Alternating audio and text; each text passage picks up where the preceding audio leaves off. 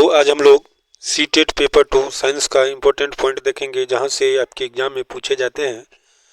तो हम इससे पिछले वीडियो में देखे थे, पार्ट 1 आपका हम लोड कर दिए हैं, जिसमें देखे थे राइजोबियम से पहले तक का पॉइंट। तो आज हम शुरू करेंगे राइबोजियम से, किसके बारे में बहुत बार एग्जाम में पूछा गया है राइबोजियम के बारे में। तो कहता है कि राइजोबियम जो होते हैं यह वायुमंडलीय नाइट्रोजन को विलयन पदार्थ में परिवर्तित कर देता है। ध्यान दीजिएगा, ये भी पॉइंट पूछ दिया गया है कि राइजोबियम क्या करते हैं, तो वायुमंडलीय नाइट्रोजन को क्या करते हैं, विलयन पदार्थ के रूप में परिवर्तित कर देते हैं।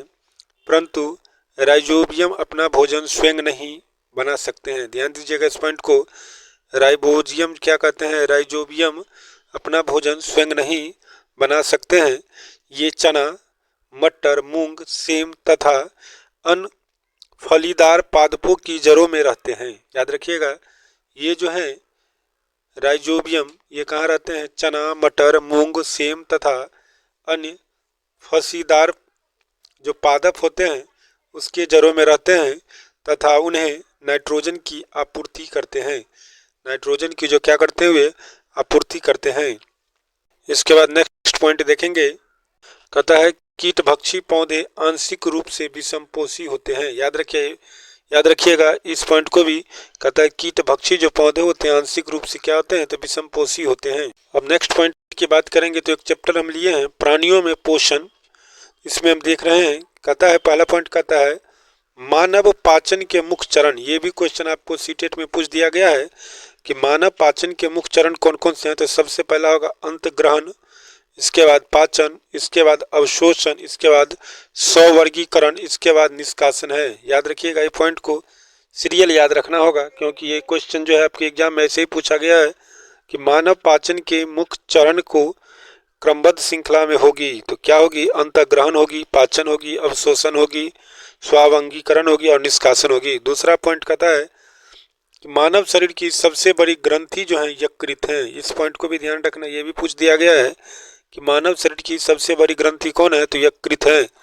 इसके बाद 23 के एग्जाम में ये भी पूछा था, तीसरा पॉइंट कहता है कि अमाशय में हाइड्रोक्लोरिक अम्ल जिसका सूत्र होता है HCl एवं अमाशय रस का स्राव होता है, जो भोजन पर क्या करता है, क्रिया करता है, अर्थात भोजन के पचने में सहायता करती है।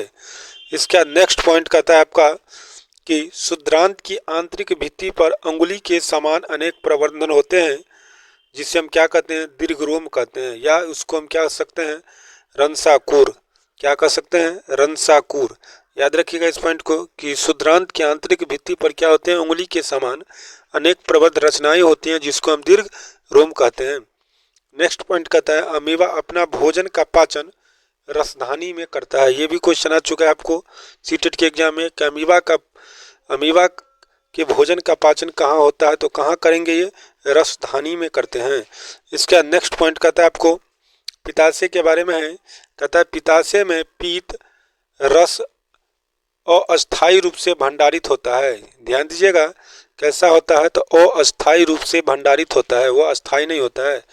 नेक्स्ट पॉइंट कहता है रूमिनेंट निगली हुई घास को अपने मुख में वापस लाकर धीरे धीरे चबाते रहते हैं। कौन, तो ये भी पॉइंट याद रखिएगा, रूमिनेंट जो होते हैं निगली हुई घास को अपने मुख में वापस लाकर धीरे धीरे क्या करते रहते हैं, चबाते रहते हैं।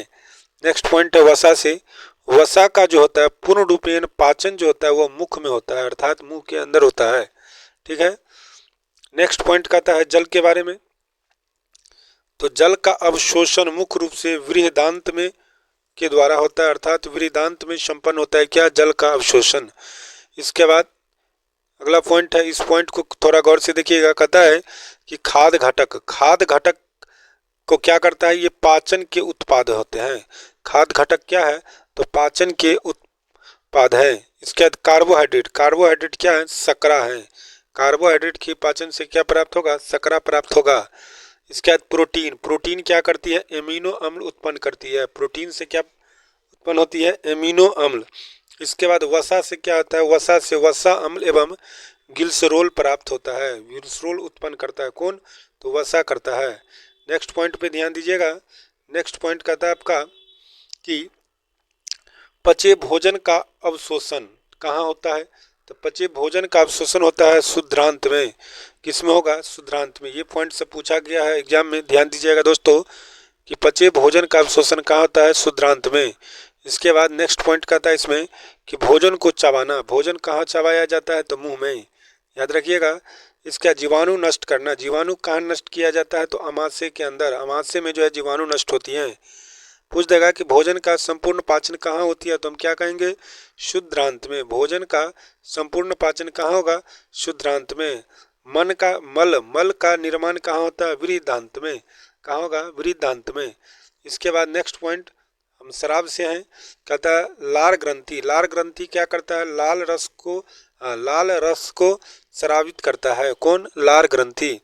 अमाशय क्या करता है? अमाशय अम्ल का निर्मोचन करता है। अमाशय क्या करता है? अम्ल का निर्मोचन करता है। यकृत क्या करता है? पीत रस का स्राव करती है। पीत रस का क्या करती है? ये स्राव करती है। कौन करती है? तो यकृत करती है।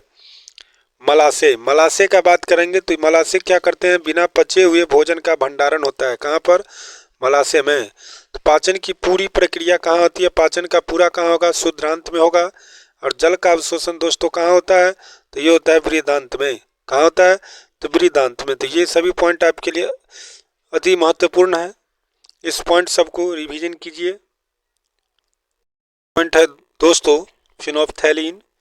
कहता है फिनोप्थेलिन विलयन सोडियम हाइड्रोक्साइड, इसका सूत्र होगा NaOH। ठीक है। विलयन के साथ मिलकर कहता है फिनोप्थील जो है वो सोडियम हाइड्रोक्साइड जो विलयन होते हैं NaOH का, उसके साथ मिलकर गुलाबी रंग देता है। गुलाबी रंग क्या करता है? प्रदान करता है। जबकि सोडियम क्लोराइड जिसका सूत्र होता है NaCl, ये क्या करता है? तनु हाइड्रोक्लोरिक अम्ल अर्थात HCl के साथ मिलकर पानी जैसा रंग अर्थात रंगहीन प्रदान करते हैं। इसके बाद नेक्स्ट पॉइंट कहता है कि हमारे मुख में सबसे आगे का दांत कृतनक है। हमारे जो मुख हैं उसमें कृतनक कहलाता है। इसके बाद जो दांत है उसको हम रदनक कहते हैं। इसके बाद अग्र चवर्णक और लास्ट में सबसे पीछे वाला दांत जो होता है वो क्या होता है? चवर्णक होता है। तो आगे से पीछे की क्रम के यदि हम बात करें तो आगे से पीछे की क्रम में हो जाएगा कृतनक, रदनक, अग्र चवर्णक और चवर्णक। याद रखिएगा ये क्रम में पूछता है एग्जाम में कि हमारे मुख में दांतों की क्रम आगे से पीछे की ओर है, तो इसमें हम कहेंगे कृतनक, रदनक, अग्र चवर्णक और चवर्णक। यदि पीछे से आगे की ओर पूछा जाए, पीछे से आगे की ओर, तो कहेंगे चवर्णक, अग्र चवर्णक, रदनक और कृतनक। इसी को उल्टा कर देंगे। ठीक है।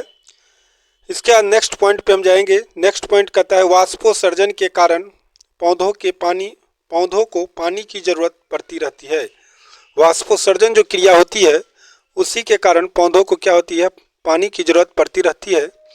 पौधे मुख्य रूप से चूषण आकर्षण द्वारा पानी प्राप्त करते हैं। वो क्या करते हैं? अपने जड़ों की सहायता से भूमि से पानी को चूस कर और अपनी आवश्यकता को पूरा करते हैं। इसके बाद अगला पॉइंट है, कहता है अदरक के तने उसके जनन अंग हैं। अदरक के जो तने हैं उसके क्या हैं?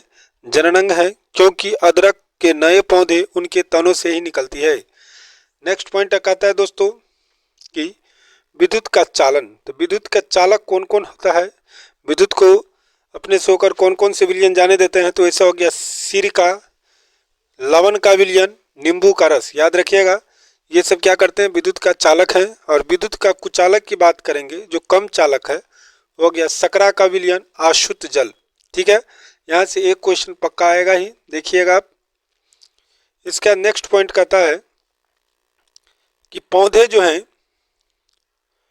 पौधे हर समय अर्थात दिन और रात दोनों समय में क्या करते हैं? श्वसन क्रिया करते रहते हैं।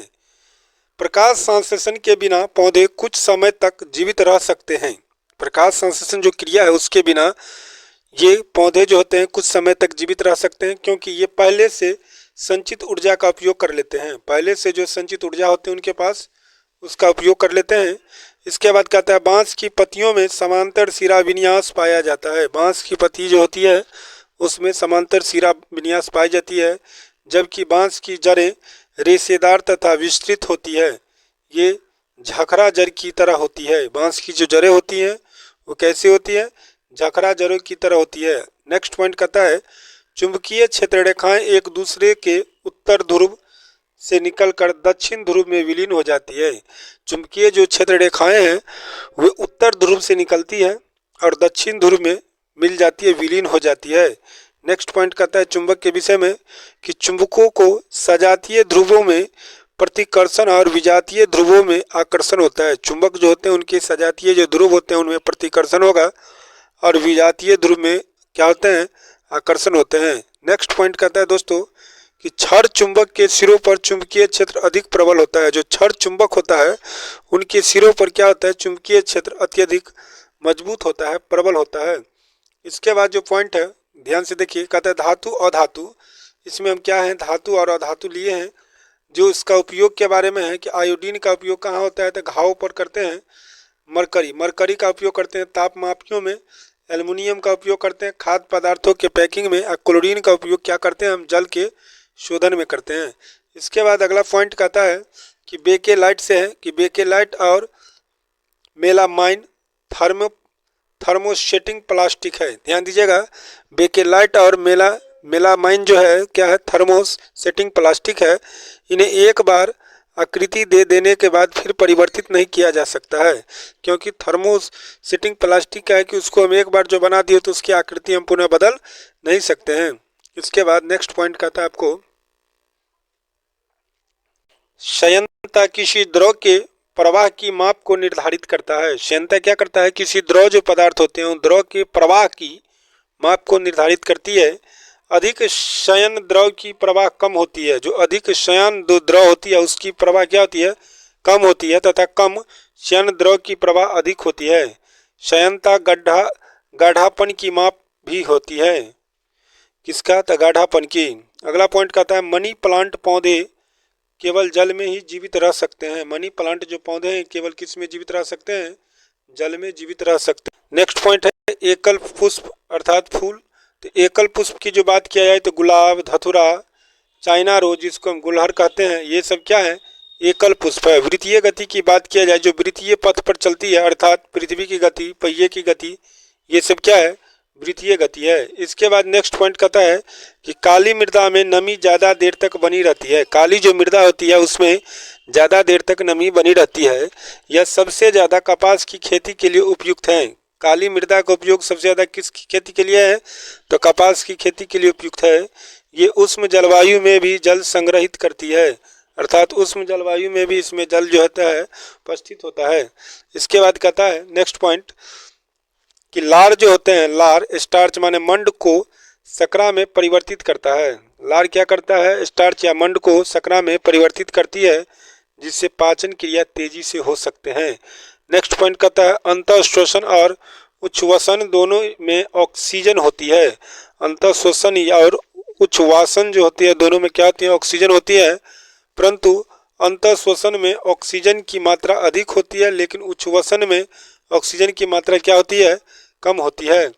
दोस्तों नेक्स्ट पॉइंट कहता है आपका, कहता है तपेदिक जिसको हम टीबी कहते हैं। तो टीबी, निमोनिया तथा मियादी बुखार या टाइफाइड जीवाणु जनित रोग हैं। ये सब क्या है, तो जीवाणु जनित रोग हैं। तो टीबी जो है, टीबी वो माइक्रोबैक्टीरियम ट्यूबरिक्यूलोसिस के द्वारा उत्पन्न होता है, जबकि निमोनिया जो होते हैं वो होते हैं स्ट्रेप्टोकोकस न्यूमोना तथा टाइफाइड जो होते हैं साल्मोनेला टाइफी द्वारा होते हैं। ये जीवाणु का नाम है कि टीबी जो होते हैं माइक्रोबैक्टीरियम के द्वारा उत्पन्न होते हैं, ये जीवाणु नाम है। लेकिन ये सभी किसके द्वारा होते हैं, तो जीवाणु जनित रोग हैं। इसके बाद हम आगे बात करेंगे कि कवक के जो प्रकार की बात किया जाए तो कवक क्या है, तो कवक जो है स्पाइरोजिलस, राइपोजोप, पेनिसिलियम, ये क्या है, कवक हैं।